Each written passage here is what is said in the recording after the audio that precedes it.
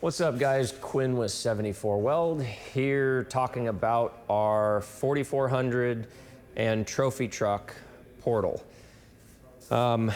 This thing developed about 5 years ago now, and it really came out of an evolutionary process where we had Ultra 4s and trophy trucks running our 2-gear stuff. The background on it really was I saw what Mason was doing, and actually the guys at Mason Motorsports contacted us originally before they built their portal with X-Track. And Neil reached out to me and said, hey, we want to do an all-wheel drive trophy truck. Do you think that we could use your stuff on that? And I flat out told him, no, I don't think it's really there. And that really, I mean, hindsight, I think it was the right decision regardless. And so I watched the development of the Mason trophy truck, and I knew I wanted to do a 4-gear portal for Ultra 4, but I also knew that it was going to be different than what Mason did because I wanted to move around a Spider Trax unit bearing.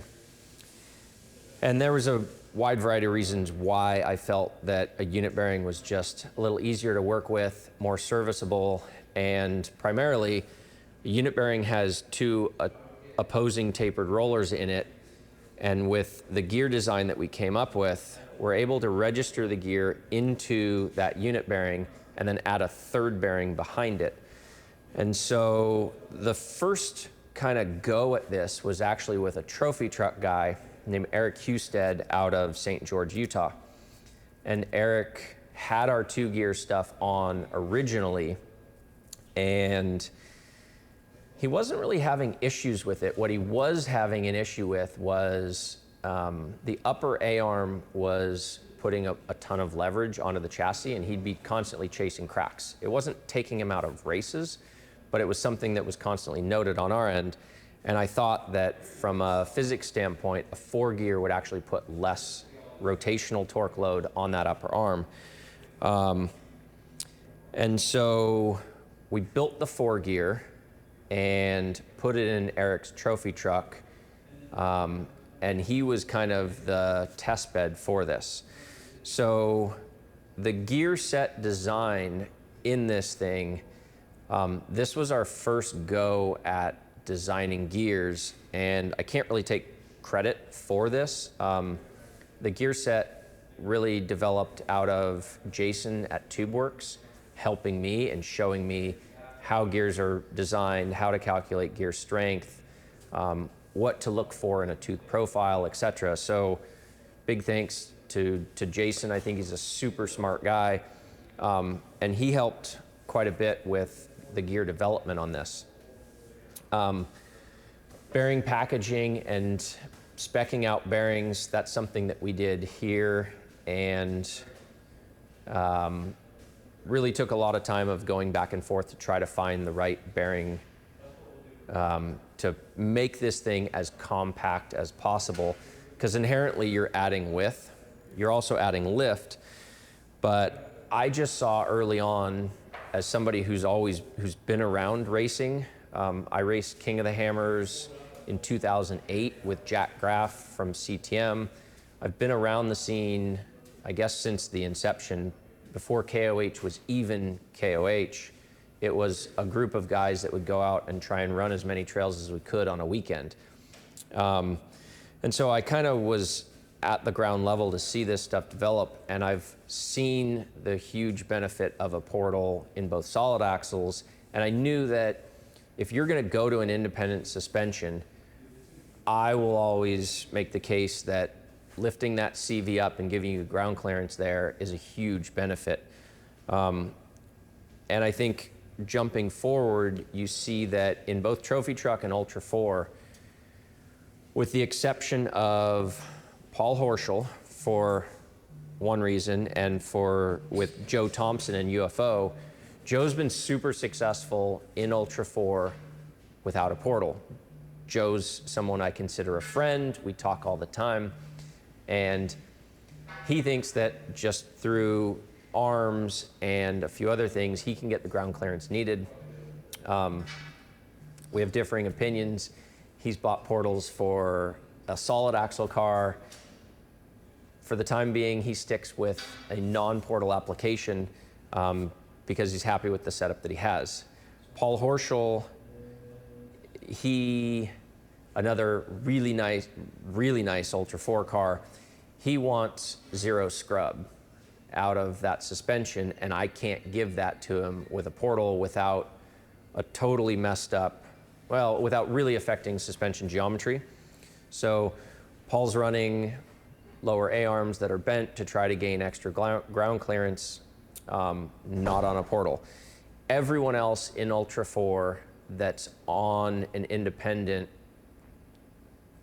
Shannon Campbell would be an exception, is essentially running some version of this. So Jason Scherer, Loren Healy, Vaughn Gittin Jr., Casey Currie, Greg Adler, there's Jensen brothers from ORI Struts are now on this set, a couple other guys. We've kind of found a niche in Ultra 4 racing because if you're in rocks, ground clearance helps. I think that just the ability to get that CV at a flat angle is a huge benefit, and that goes across all applications. But you know, we're getting 20 to 22 inches of wheel travel out of a four-wheel drive application with use of a portal. It makes it to where you get the ability to put that CV back to flat height and then cycle cleanly without maxing out angles.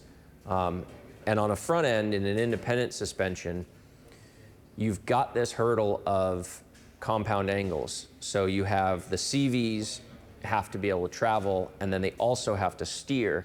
And when you're compounding those angles, the only thing that you can really control is what's the angle of the CV at ride height.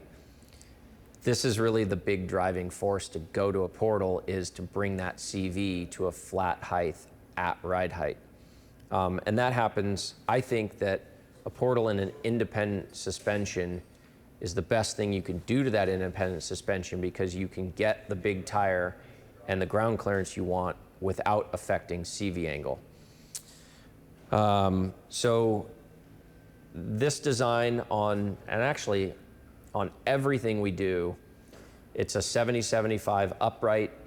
We've got 17.4 heat-treated inserts in every pivot point.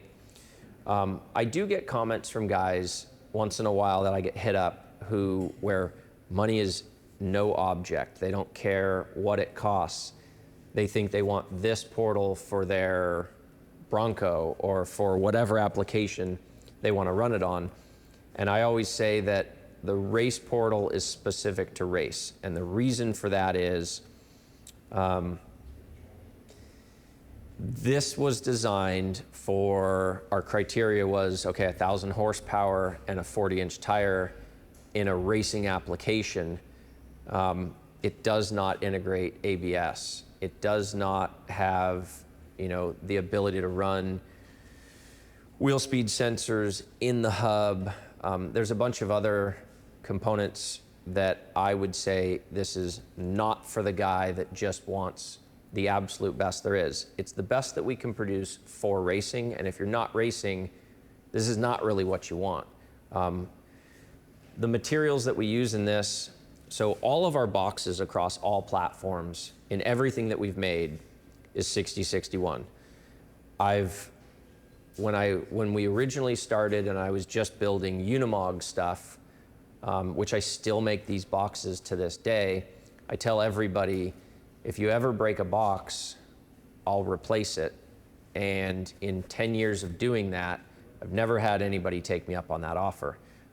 So I think 60-61 on the outer is fine as long as the design allows it, this wheel end to be stabilized properly. So maybe about a year ago, we saw a couple comments online where they basically said, there's no way I would bolt a wheel end onto a box and have that as a lever point, a bending moment. And I agreed with those comments. I said, you're right, that would be a terrible idea. So while the unit bearing is bolted to a 60-61 box, the gear and our design on this that we've gone and patented is a wheel bearing with a hub, with a gear registering inside of that, with a needle bearing inside of that gear. So the gear stabilizes the unit bearing, which is stabilized by the 70-75 upright. So you essentially have a 3-bearing lower package to where in order to bend at the wheel, you have to deflect this upright. So this upright ties into this box, which ties into this bearing pack. And so it becomes kind of a cohesive unit. And again, it's one thing to have a design concept, it's another to prove it out. Eric Husted, who is our very first trophy truck on this package, 4.5 years later, is still running the same wheel hub, the same upright, the same box, and the same gear set. He's changed out bearings, but he's still on the original gears, and he races a half dozen races a year in the Legacy Series. He's raced San Felipe. He's got thousands of miles on this set, and he preps them all himself, and he still is on original gears. So from that standpoint, it's what we would consider a pretty proven design. And it's something that we kind of have moved to several different applications. So this is available in a 1:4:5 gear ratio, 1.45, and a 1.63. We chose those two ratios because most everybody that runs an independent portal is still running a solid axle rear. So they're not running portals front and rear, it's just a front only. And we wanted to be able to match ratios between the front diff and the rear. You need to be within a couple percentage points to not have that drivetrain trying to rip itself apart. In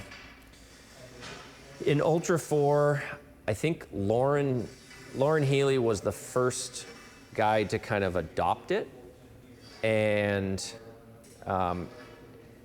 in any racing field, I feel that there's got to be that guy that wants to jump in first, and then people will watch from a distance, which I totally understand, and then follow.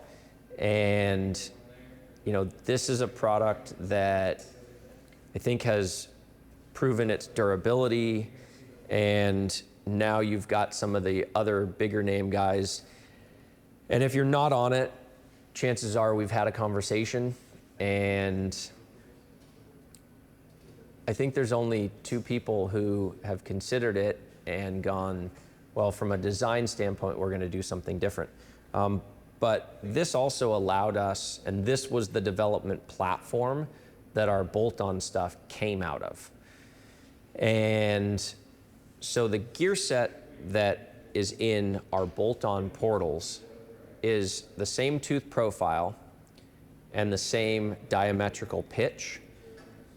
It's just 10% smaller. And so when you look at like, okay, and I hear comments online, well, is the bolt-on stuff gonna be strong enough for my application? The gear set and the gear strength out of this was proven in Ultra 4, proven in Trophy Truck. Brenthal on their all-wheel drive program, they run a 1.45. This is a 1.63. But this gear set here has kind of transitioned from racing into our daily driving applications. And the only question that we had when we went from a race gear set to a daily driven gear set is, in a race car, you can't hear anything. You hear, well, it's not true. You have a headset on with a helmet. You have a huge motor. It sounds, everything's loud. You've got bypasses clicking, making a ton of noise. So we had a question of, are you going to hear the gear set in a road application? And that was one of those things that we just kind of had to give it a shot, find out. And gear noise we covered in another video, but it's worth saying that the gear set in this, all gears are going to make noise. Are you going to hear them in a road application? The answer is no. And you're starting to get that no response based on, we've got a bunch of Jeep sets out there. We've moved to Bronco, Tacoma. We've got a bunch more stuff in development. And so these questions kind of flush themselves out over time. And I can answer that question as much as I want, but the real validation there comes from other people answering it. So this platform really let us develop all of the other platforms that we've gone through. And unlike some of the other products, this one was kind of a success right out of the gate. I can tell you that from a design standpoint, we haven't really changed anything on this in 4 years. We still run and will always run that SpiderTrax unit bearing because it's just bulletproof. And it just kind of works as a good package. And so if you're looking at Ultra 4, if you're trying to build something, hit us up if you have any questions on this specific product. Every package that we do for an Ultra 4 is typically a custom build. So we tell the car builders, we give them a model. If you ever want models of any of this stuff or anything that we make, I'm a huge fan of sharing as much information as possible. Email us. We will provide a working model of this so that you can put it in your application and see how it fits, how the suspension designs and cycles. And a lot of times for each individual builder, everybody has different geometry requirements. And so we make a custom upright based on your geometry. And so everything is slightly different, and all uprights are 70-75. They're custom machined here in-house.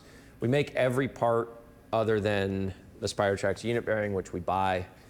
And I'm never gonna make that unit bearing because of a wide variety of reasons, but it's out there, it works. Nobody has failures. We now offer this in both 934 and Series 30. And the push to Series 30 was really Loren Healy last year cracked, I think, 2 934 CVs. And we also had him rip a CV flange off of our stub. On this product specifically, cost is not a concern on our end. So every bolt that touches this, so you'll see bolts that bolt the housings together, all of those are into threaded inserts. It's kind of the best of what we feel we can provide.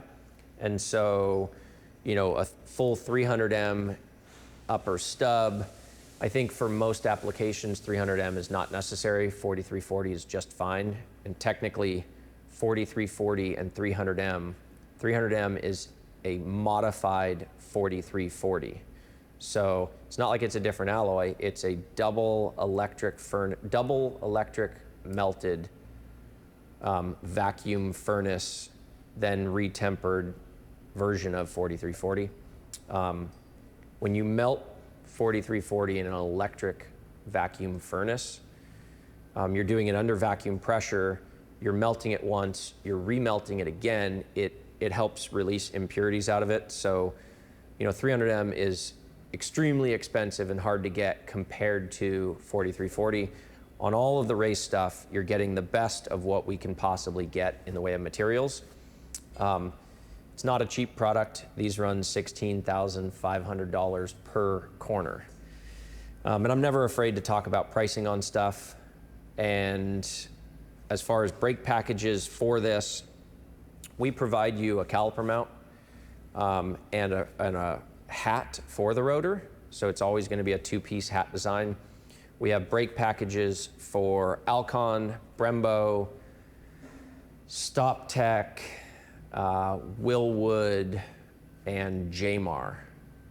And it's such a custom product that if there's a brake package that you're specific, oh, I've done R1 Concepts as well. So if there's a brake package that we don't cover, we just request models and we'll develop for that. Little bit of info on our 4600 and trophy truck, sorry, 4400 and trophy truck package.